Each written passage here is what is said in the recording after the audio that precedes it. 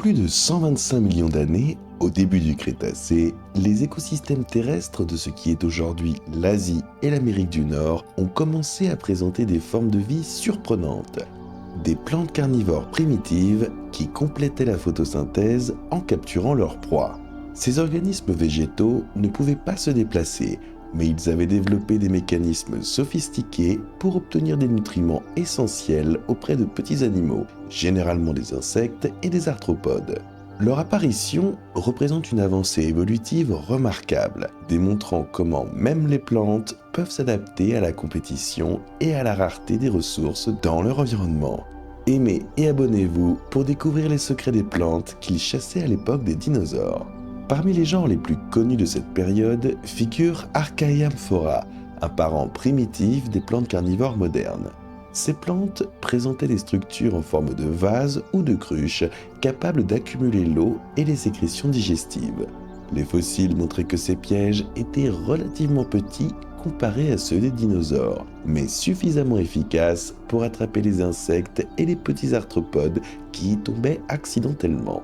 Ces adaptations ont servi aux plantes à survivre dans les sols pauvres en azote et en phosphore, qui ne permettaient pas une croissance optimale par la seule photosynthèse.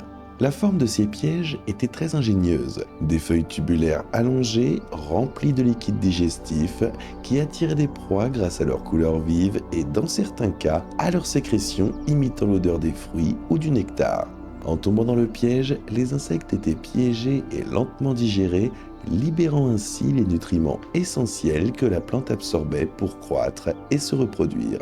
Ce type d'alimentation complémentaire permettait à ces plantes de prospérer dans des environnements compétitifs, où les autres plantes se disputaient la lumière et les nutriments du sol. Les plantes carnivores n'étaient pas les seules à exister. Certaines espèces primitives de la famille des Droseraceae, ancêtres des Droseras ou attrape-mouches modernes, développaient des feuilles collantes. Ces feuilles sécrétaient un mucilage qui bloquait les insectes, les empêchant de s'échapper.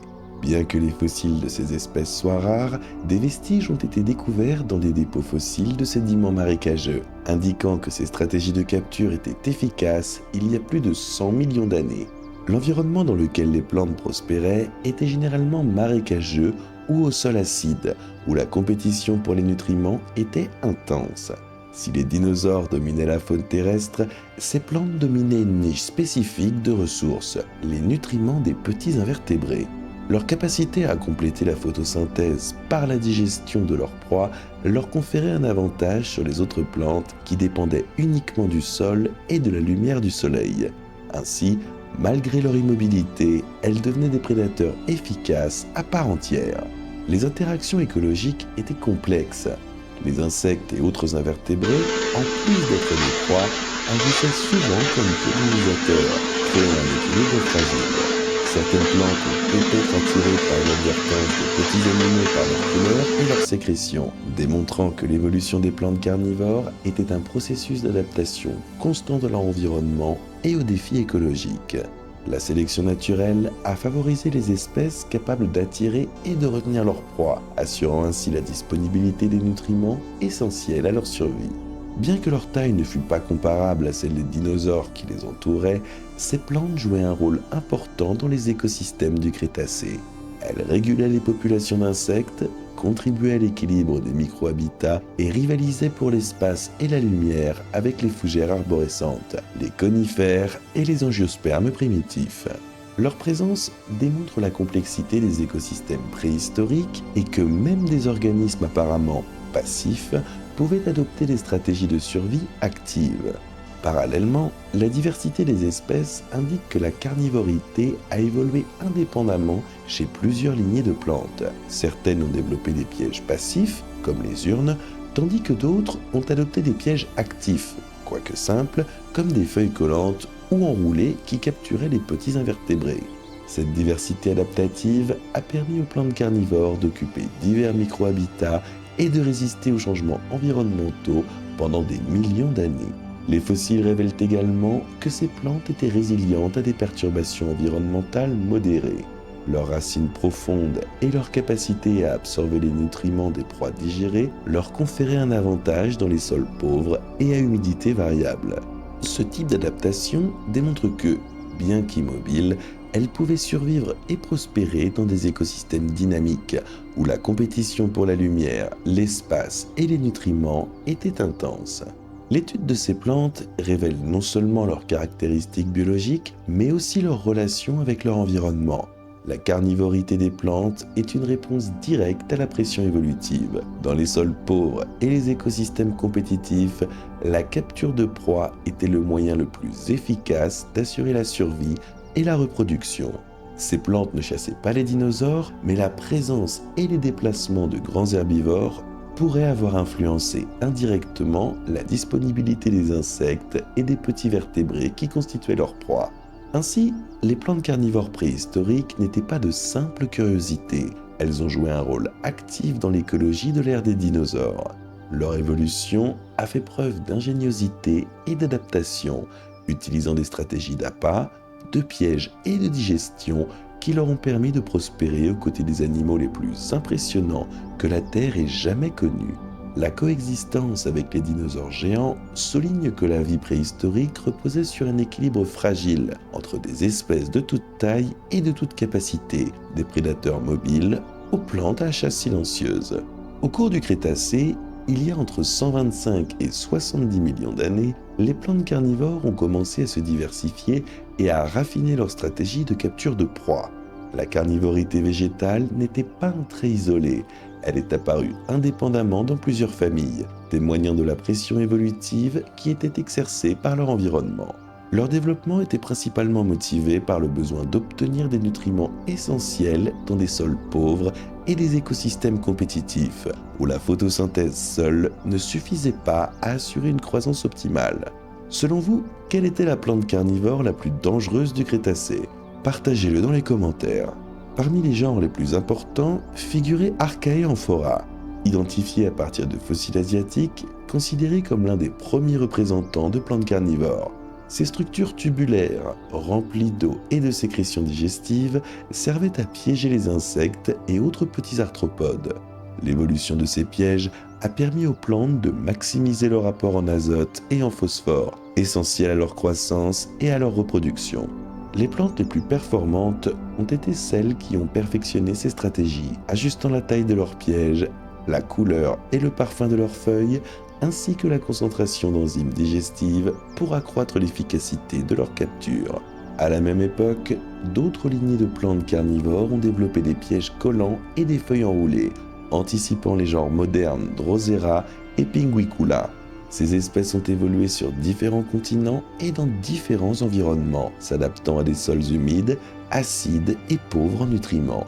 Les feuilles sécrètent un mucilage qui immobilise les insectes et les petits arthropodes, permettant à la plante de décomposer lentement ses tissus et d'absorber les nutriments libérés. Ce type de carnivore ne nécessite pas de mouvement actif, mais une conception efficace pour attirer et retenir ses proies. Les plantes carnivores préhistoriques ont coexisté avec les dinosaures et d'autres animaux de diverses manières. Tandis que les herbivores dominaient les sols et les prairies, les pièges végétaux capturaient les insectes potentiellement associés à ces animaux.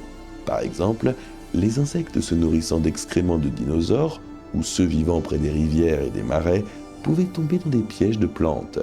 Ainsi, les plantes carnivores participaient indirectement au réseau tropique, influençant la disponibilité des insectes et des petits arthropodes, et contribuant à l'équilibre écologique de tout l'écosystème. Les fossiles montrent que ces plantes possédaient déjà une diversité structurale. Certaines formaient des pièges verticaux, d'autres des pièges horizontaux ou en forme de bol. Certains attiraient leur proie par la couleur, alors que d'autres le faisaient par leur sécrétion odorante. Cette variété indique que l'évolution a favorisé de multiples stratégies de capture, selon le micro-habitat et la compétition existante. Les pièges les plus grands ne capturaient pas de grosses proies, mais permettaient plutôt de piéger simultanément davantage d'insectes, augmentant ainsi l'efficacité de l'absorption des nutriments dans des environnements où les ressources étaient limitées. Le rôle de ces plantes dans les écosystèmes a également eu des implications indirectes pour les dinosaures. Bien qu'ils ne chassaient pas de grands vertébrés, leur capacité à réguler les populations d'insectes et d'autres invertébrés a influencé la disponibilité des proies pour les animaux de petite et moyenne taille. Et il a même contribué à maintenir la santé des forêts en contrôlant les ravageurs. Certaines interactions ont pu être plus complexes. Des scénarios ont été évoqués où des animaux plus petits pouvaient tirer profit de pièges pour se nourrir de proies capturées, une forme primitive de symbiose ou de compétition indirecte. Pendant des millions d'années, l'évolution de ces plantes s'est poursuivie parallèlement à celle des dinosaures et d'autres vertébrés. Lorsque les angiospermes, plantes à fleurs, sont apparus vers la fin du Crétacé, de nombreuses plantes carnivores ont adapté leurs pièges et leurs fleurs pour coexister avec les pollinisateurs et rivaliser pour la lumière et l'espace. Leur adaptation reposait non seulement sur la capture de proies, mais aussi sur leur capacité à se reproduire efficacement grâce aux graines et à la pollinisation, s'intégrant ainsi dans un écosystème en constante évolution. Les fossiles suggèrent également que ces plantes étaient résilientes aux perturbations modérées.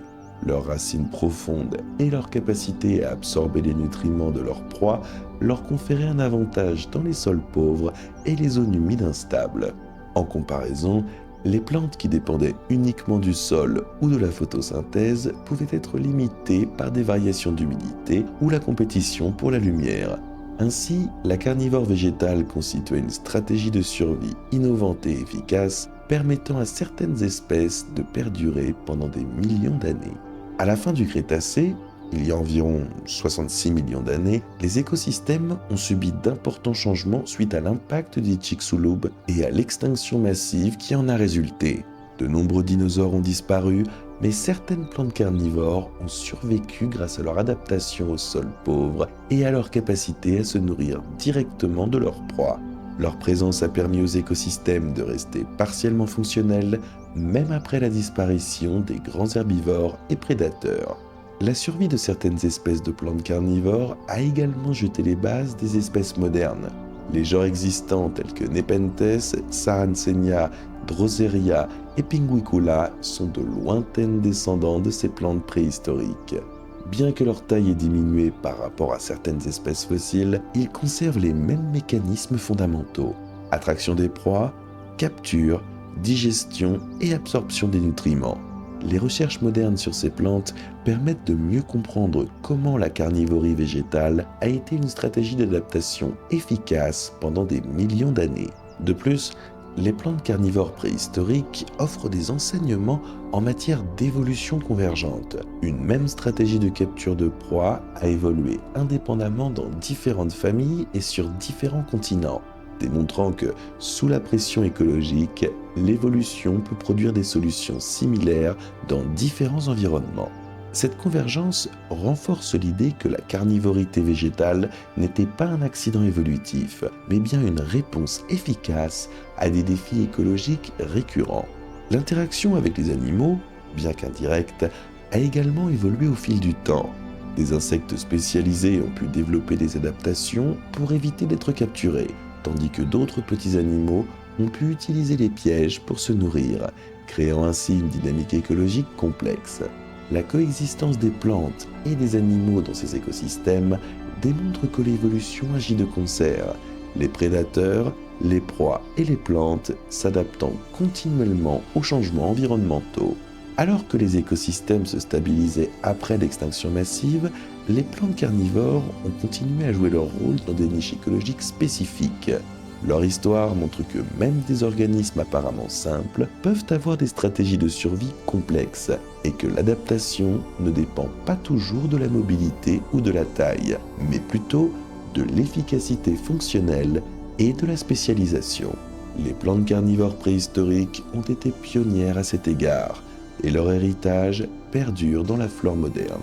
Aujourd'hui, lorsqu'on observe une plante carnivore moderne, on y perçoit le reflet de ces stratégies ancestrales. Bien qu'elles n'aient pas chassé les dinosaures, ces plantes ont joué un rôle crucial dans leur écosystème, régulant les populations d'invertébrés et contribuant à l'équilibre écologique de leur époque. Abonnez-vous et partagez cette vidéo pour explorer davantage de mystères de la vie préhistorique.